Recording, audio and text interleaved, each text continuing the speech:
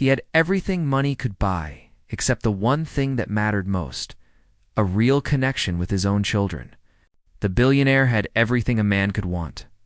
Money was never a problem for him. He had cars parked in long lines, he had a mansion so big that people got lost in it, and he had workers to take care of every little thing, but still, when he came home at night, the place felt empty.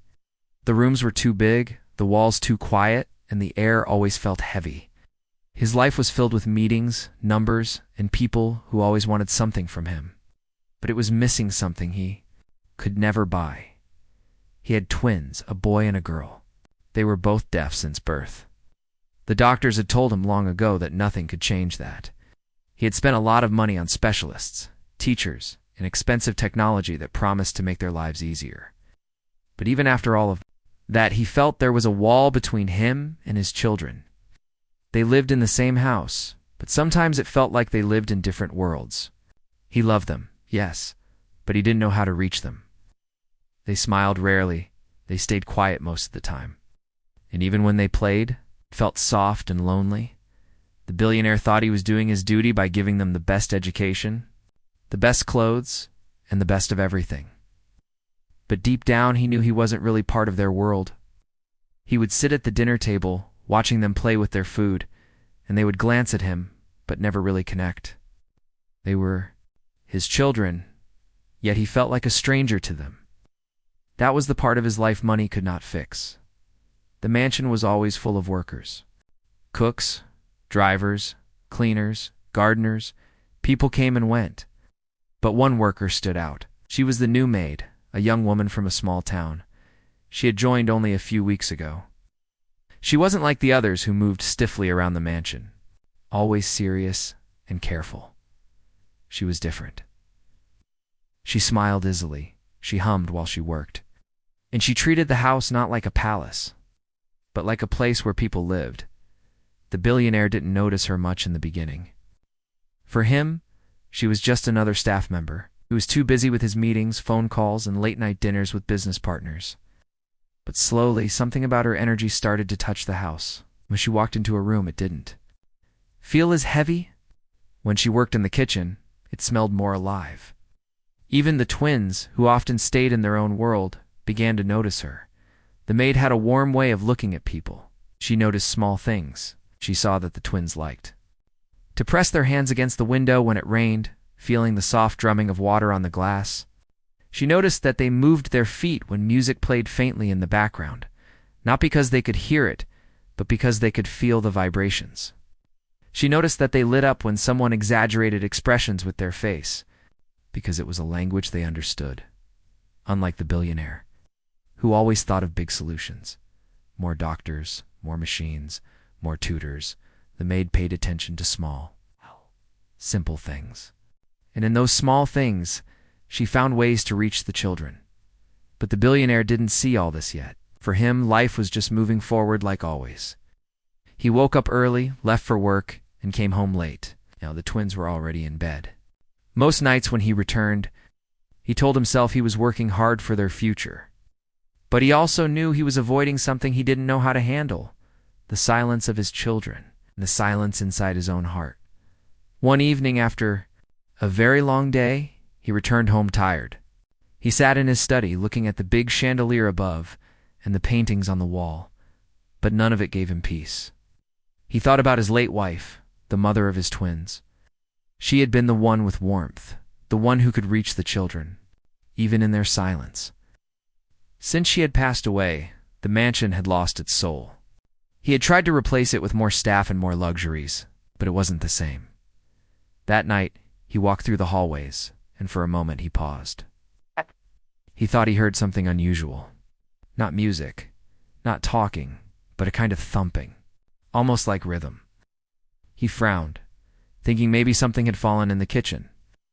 Slowly he moved closer. The mansion was usually so silent that even small sounds felt loud. As he walked toward the kitchen, the sound grew clearer. It was not a crash, not an accident. It was movement. When he reached the door, he stopped. His hand rested on the cold knob, and he leaned closer, hearing faint laughter. Laughter. that shocked him more than anything. Because his twins rarely laughed, at least not so freely that he could hear it echo down the halls. He opened the door. Just slightly, not enough for anyone to notice. And what he saw froze him in place. The maid was in the middle of the kitchen, moving around with playful steps. Her hands waved in the air, her feet tapped against the floor, and her face was full of exaggerated expressions. Around her, his twins were copying her movements, their little feet stomping to the beat they could not hear but could feel through the ground. She clapped her hands softly, not to make a sound, but to give them rhythm through her body. The children were laughing, spinning around. Their faces were glowing in a way he had never seen before. The billionaire felt something heavy in his chest. It wasn't anger, though, at first. That's what he wanted to call it. It wasn't shock, either. It was something deeper, a realization. His children were happy. They were alive in a way he had been searching for but never found. The person who had unlocked that joy wasn't him. It was the maid, the one he had barely noticed. For a long moment, he stood there quietly, hidden behind the door, watching. He saw his son stomp his feet so hard that the kitchen floor vibrated. He saw his daughter giggle when the maid twirled like a dancer and pretended to trip. They were not just moving, they were connecting. They were laughing with their whole bodies. The billionaire's throat tightened. Couldn't remember the last time he had seen his twins like this. Maybe when his wife was still alive. Maybe never.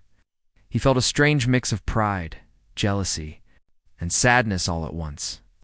He wanted to step inside and join them, but his feet didn't move. He was used to being in control of everything. Boardrooms, business deals, his empire. But here in his own home, he felt powerless, like an outsider. That night, when he finally went upstairs, he couldn't sleep. The image of his children dancing and laughing with the maid replayed in his mind. He thought about how easily she had reached them without any expensive machines, without lessons, without trying to fix them. She had simply met them where they were and given them something he never had, joy. For the first time in a very long while, the billionaire felt unsettled. He realized that maybe money wasn't the answer to everything. Maybe what his children needed wasn't another specialist, but something he had forgotten how to give: presence, play, and love. The next day, the billionaire could not get the picture out of his mind. He sat at his office, surrounded by men in suits, talking about millions of dollars, deals, and contracts, but his thoughts were far away. All he could see was the image of his twins stomping their little feet on the kitchen floor, their faces glowing with laughter. All he could hear was their laughter echoing in his head, a sound he had not heard in so long. He tried to push it away, telling himself he had more important things to think about. But it stayed with him like a shadow that refused to leave. That evening, when he came back home, he walked through the mansion more quietly than usual. His footsteps were softer, his eyes sharper. He wasn't just walking through his house. He was searching, listening, waiting. He wanted to know if what he had seen last night was real or if it was just a one-time moment. And again, when he passed. Near the kitchen, he heard it, the same thumping, the same strange rhythm that wasn't really music, but felt like it. His heart began to beat faster. This time he didn't stop at the door. He stepped inside. The moment he entered, the twins froze. His daughter's small hands were raised mid-clap, and his son had his foot lifted, ready to stomp. Maid stopped, too, her eyes widening in shock as she saw him standing there. The room went silent in an instant, the warm laughter vanishing like smoke. The billionaire's eyes swept across the kitchen. The counters were a little messy from the children's movements, and the floor had flour scattered on it. The children stood close to the maid, as if they were caught doing something forbidden. For a long moment, he said nothing. His face was calm, but inside him, emotions were battling. Finally, he spoke in a cold tone. "What is going on here?" The maid lowered her head slightly and tried to explain. "Sir, I was just spending some time with the children. They were restless, so I thought." Her voice trailed off. The twins looked at him with wide eyes. They couldn't hear his sharp tone, but they could see the seriousness on his face. His daughter took the maid's hand tightly, while his son stood firmly in front of her, as if trying to protect her. That small gesture made the billionaire's heart squeeze, but he didn't show it. "You are not here to play," he said, firmly. "You are here to work. This is not a playground. This is my home." The maid nodded quickly. "Yes, sir, I understand." Ooh. But her eyes, though lowered, still held a quiet strength. The children, however, were not ready to let it go. His daughter tugged at his sleeve, signing with her small hands. She moved quickly, but he understood only a little. He was never very good at sign language, though he had taken lessons long ago. Still, he could see the desperation in her face. She was telling him, "Please, don't be angry. We like this. We are happy." His son joined in, making signs even faster, trying to show his father how much fun they were having. The billionaire's chest grew tight again. He wanted to understand them, truly understand, but their signs slipped through his mind like water through fingers. He felt frustrated, helpless. And in that helplessness, he turned his eyes back to the maid. That night, after the twins had gone to bed, he called the maid into his study. She stood in front of his large wooden desk, her hands folded nervously, but she didn't look away. "Why do you do this?" he asked quietly, not in anger this time, but with genuine curiosity. "Why dance with them like that?" The maid hesitated, then spoke softly. "Because they need it, sir. They can't hear music the way we do, but they can feel it. The floor, the table, even their own heartbeat, it all carries rhythm. When they move, when they laugh, they are not just playing. They are communicating in a way that makes sense to them." The billionaire leaned back in his chair, silent. The maid continued, her voice steady. "I grew up with a brother who was deaf. My family didn't have money for tutors or fancy machines. We learned to connect with him through small things. Danced, we clapped, we exaggerated our faces, we used our whole bodies to talk. That's how he understood love, and your children. They need the same." Her words hit him harder than he expected. For years, he had spent millions trying to fix the silence in his children's lives. But here was this simple woman, with no money, no degrees, no professional training, yet she had reached them with nothing but joy and love. The billionaire's pride stung. He wasn't used to being the one who didn't know, the one who was left outside. He wasn't used to someone else being able to give his children something he couldn't. But at the same time, he couldn't deny the truth. His children were happier with her. Over the next few days, he found himself watching more closely. When he came home early, he would stand quietly in the hallway, observing. The maid played games with the twins, teaching them through movement and laughter.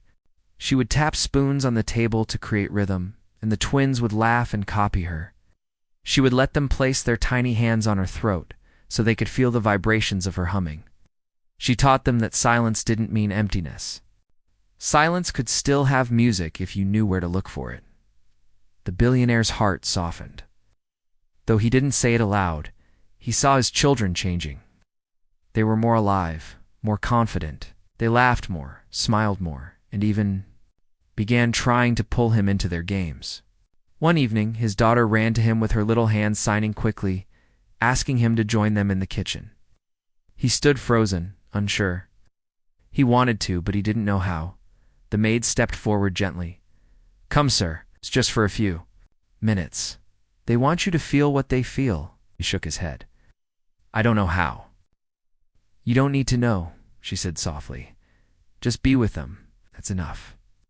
Her words lingered in his mind even after he walked away that night. He lay in bed staring at the ceiling, replaying the scene of his children reaching.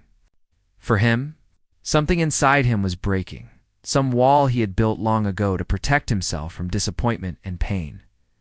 The next day, when he entered the kitchen again, his twins looked up at him hopefully. The maid smiled gently, encouraging him with her eyes, and though he didn't join them yet, he stayed. He stood there watching them dance, watching their laughter, and for the first time, instead of feeling like an outsider, he allowed himself to feel like a father who was learning. He realized something that shook him deeply. His wealth, his power, his empire, none of it mattered in that kitchen. What mattered was something he had almost forgotten: connection. The next few days passed in a strange way for the billionaire. He could not stop thinking about what he had seen. Every time he sat in a meeting, every time he signed a paper worth millions, the picture of his twins laughing in the kitchen came back to him. He felt restless. For years, his home had been silent, heavy, almost lifeless. But suddenly, one young maid had brought light into it. He didn't know if he should feel grateful or angry.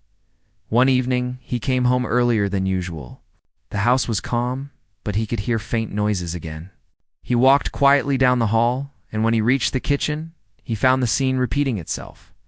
The maid was teaching his twins some movements. She tapped the counter in rhythm, clapped her hands, and exaggerated her face expressions, while the children copied her eagerly. Their small hands moved in the air, their eyes bright, their smiles wide. This time he did not hide. He stepped inside. The children froze for a second, looking at him nervously. The maid also stopped her hands, lowering slowly. But before silence could take over, his daughter ran to him, holding his hand and pulling him gently toward the middle of the kitchen. His son joined in, tugging his sleeve, urging him to stay. The billionaire felt a strange tightness in his chest. He wanted to join them, but he didn't know how. He looked at the maid, almost asking for help without words. She gave him a small, encouraging smile. "Just try," she whispered softly. "They don't need perfection. They just need you." But the billionaire's pride fought inside him. Wasn't used to doing things he wasn't good at. Ain't his world, he was always in control. He always knew what to say, how to act, how to win. But here, with his children, he felt unsure, clumsy, almost weak. He shook his head and stepped back. The twins' faces fell. His daughter let go of his hand slowly, and his son looked down at the floor. That look crushed him more than anything. They weren't angry, they weren't crying, they were just disappointed. And that hurt him deeply. Later that night, as he sat alone in his study, he replayed the moment again and again. He thought about his late wife, how she used to dance with the children, even when they were babies. She had known how to make them laugh, how to make them feel safe. He realized he had left that part of parenting only to her, hiding behind his work, his money, his excuses. And when she was gone, he hadn't known how to step into her role. Instead, he buried himself deeper into business. Leaving his children in the silence, the maid's words echoed in his mind. They don't need perfection. They just need you. The next day, he called the maid into his study. She came in nervously. Unsure if he was angry? "Tell me something," he said quietly. "How do you do it? How do you reach them?" The maid hesitated, then answered, "Because I don't try to change them, sir. I don't try to make them live in a world they cannot hear. I go into their world instead. I meet them where they are. That's why they trust me. That's why they laugh with me." The billionaire's eyes softened, though he kept his voice calm. "And I have never done that." The maid looked at him carefully, her voice respectful but honest. "You have given them everything money can buy. But sometimes children don't need money. They need presence. They need to see your face, your smile, your hands moving with theirs. They need to feel you close, not far away." Her words stung, but they also awakened something deep inside him. He realized she was right. He had been a provider, but not a father. That evening, he stayed home on purpose. Instead of sitting in his office or locking himself in his study, he walked to the kitchen again. The twins were already there with the maid, moving their feet in rhythm, their laughter filling the room. This time, when they saw him, their eyes lit up again. They rushed to him, pulling his hands. For a moment, he wanted to step back like before. But then he remembered the disappointment on their faces. He couldn't bear to see that again. So he took a deep breath and let them pull him forward. The maid gave a small nod of encouragement. She tapped the table softly, creating a beat. The twins stomped their feet. The billionaire hesitated, then awkwardly lifted his foot and stomped. Too, the children burst into laughter, not mocking him, but full of joy. They clapped their hands, showing him he had done it right. He felt foolish at first. A billionaire, a man feared and respected in boardrooms, now standing in his own kitchen stomping like a child. But when he saw his twins laughing, truly laughing, his pride melted away. For the first time, he didn't feel like an outsider. He felt like he was part of their small world. That night something changed. The twins clung to him as they went upstairs to bed. His daughter kissed his cheek, and his son held his hand longer than usual. The billionaire walked to his room feeling a warmth he hadn't felt in years. But he also felt a sting of guilt. Why had he waited so long? Why had he allowed his children to grow up in silence, thinking money would fill the gap? Over the next days, the pattern repeated. The maid continued teaching the children through rhythm and laughter, and the billionaire began to join more often, at first only for a few minutes, then longer. Slowly, he began to learn their ways. He practiced the simple signs he had forgotten. He exaggerated his expressions, and though he felt silly, the twins loved it. He noticed changes in them, too. They were no longer shy around him. They reached for him, pulled him into their games, showed him their small discoveries. His daughter placed his hand on the counter one day while she stomped, making him feel the vibrations. His son tapped his shoulder to get his attention and signed happy with a big smile. These little things pierced his heart. One evening, after the children had gone to bed, the billionaire sat alone in the kitchen with the maid. He was quiet for a while, then finally spoke. "You've done something I could not. You've given my children joy." The maid shook her head softly. "No, sir. You gave them life. I just reminded them how to enjoy it. But what they truly need is you." The billionaire looked down at his hands. For years, those hands had signed deals, built companies, held power. But now, those same hands were learning to clap, stomp, and move clumsily just to make his children smile. He realized these were the most important deals he would ever make, not with strangers in suits, but with the little ones who carried his heart. And deep inside, he knew one thing for sure: it was changing. The mansion's kitchen slowly became the heart of the house. Once, it had been only a place for staff to prepare meals. Always clean, always silent, always smelling of expensive dishes the billionaire barely noticed. Oh. But now it was filled with life. The twins would rush there every evening, waiting for the maid to begin her games. The floor that once shined like glass was now marked with tiny footprints of flour, small handprints and crumbs from their playful experiments. And strangely, the billionaire did not mind. One evening, when he came home, he found the twins already waiting for him. Their small hands moved quickly in signs he could partly understand. They were asking him to come. His daughter tugged his arm, while his son stomped his feet softly to show rhythm. They wanted him to join them again. At first, he smiled awkwardly, still unsure if he could ever get used to this. But the maid looked at him with her calm smile and said gently, "They want you. Not perfect you, just you." Her words gave him courage. He stepped into the center of the kitchen. The maid clapped her hands in rhythm, not for sound, but for movement. The twins stomped their feet, then looked at him expectantly. He lifted his foot and stomped too. The kitchen echoed with vibrations. His children's faces lit up and they began to laugh. The maid then showed them a new game. She placed some metal spoons and bowls on the counter and tapped them gently to create different rhythms. The twins pressed their small hands on the counter to feel the vibrations, their eyes wide with excitement. She motioned to the billionaire, inviting him to try. He hesitated but picked up a spoon and tapped the bowl.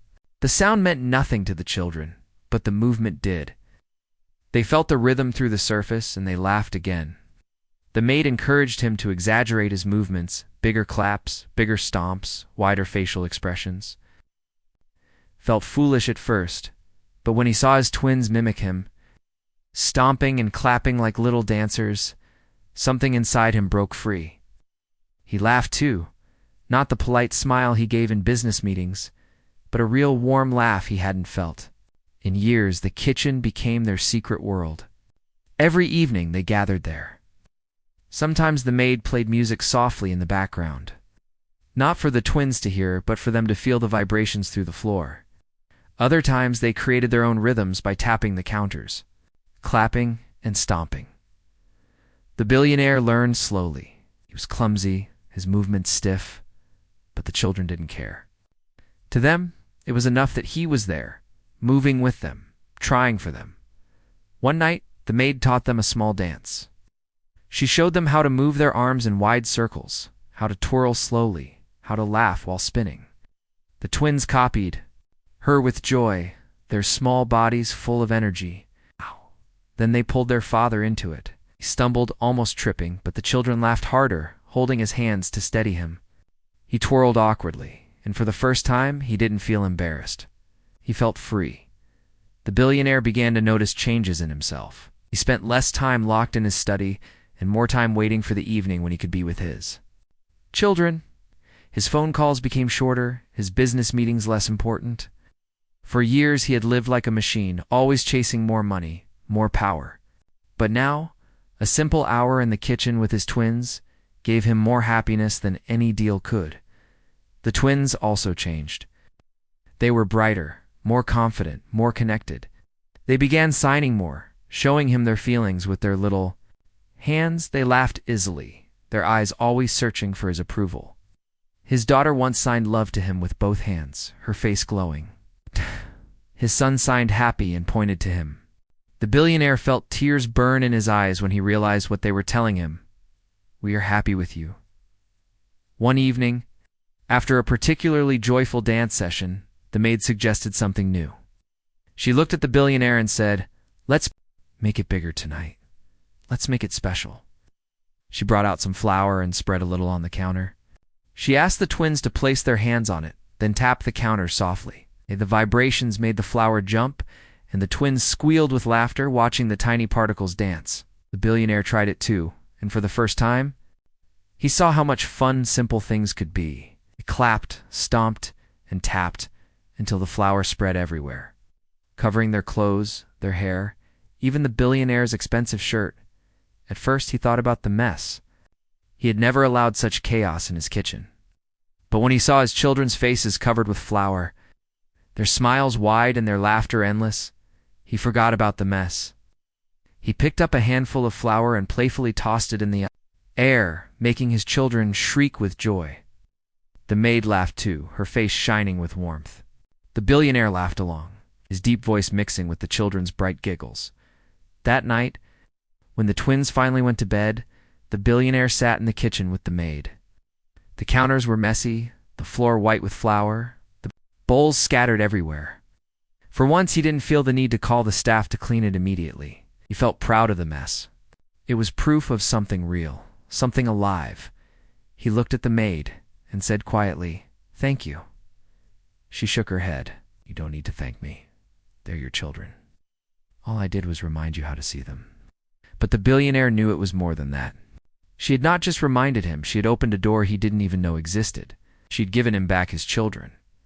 From that night, the kitchen became their family's place. They didn't just eat there, they lived there. They danced, laughed, clapped, and made rhythms only they could understand. And slowly, the billionaire realized something important. For years, he had believed that love was about giving the best of everything, the best clothes, the best education, the best doctors. But now he understood that love was about giving yourself. Not money, not things, yourself. The maid continued to guide them, but soon, the billionaire didn't need as much help. He began to create rhythms on his own. He invented little games for his twins, even started practicing sign language more seriously, staying up late at night to learn so he could talk to them better. The transformation was clear. The cold mansion, once filled with silence, was now alive with laughter. The billionaire, once distant and unreachable, was now a father who twirled, stomped, and laughed in his kitchen. The twins, once quiet and withdrawn, were now joyful and expressive, proud to show their father their world. And deep down, the billionaire knew this was only the beginning. The billionaire's life was no longer the same. The man who once measured his days in meetings, contracts, and profit now measured them in laughter, claps and stomps in the kitchen. Every evening, he waited for the moment when his twins would run to him, tugging his hands, pulling him toward their little world. The kitchen was no longer just a place for cooking, it was their dance floor. It's their stage, their playground, their secret family space. The staff in the mansion noticed the change too. They had served him for years, always moving quietly in. Fear of his strict presence, but now they saw something new. They saw the billionaire smiling, laughing, even playing like a child. They saw his children running freely through the hallways instead of staying in their rooms. The house, once filled with cold silence, was now full of warmth. One night, after a long session of dancing and stomping, the twins collapsed on the kitchen floor, laughing so hard their tiny bodies shook. The billionaire lay down beside them, his expensive shirt covered in flour and his hair messy from spinning too much. He didn't care. He looked at his children, his chest heavy with emotions he had not felt in years. His daughter crawled onto his chest, laying her small head against him, while his son held his arm tightly. In that moment, the billionaire realized something clear. He would rather lose every dollar he owned than lose this feeling of being close to them. Later that night, after the twins were asleep, he found himself sitting quietly in the kitchen again. The maid was there, cleaning the counters softly. He watched her for a moment, then finally spoke. "You've changed my life," he said simply. The maid looked up, surprised. "No, sir, you changed it yourself. You chose to step into their world. I only showed you the door." But the billionaire shook his head. "No, without you, I would have never seen it. I thought money was the only way to care for them. Thought if I gave them the best of everything, it would be enough. But I was wrong. They needed me. Needed their father, not just a provider. And you reminded me of that." The maid smiled softly, but didn't reply. She didn't need to. The truth was already clear between them. The next few weeks were even more transformative. The billionaire began canceling meetings that once seemed too important to miss. His assistants were shocked when he said, "No, I will not be available in the evenings. That time belongs to my children." For a man who had built his empire by giving everything to business, this was unheard of.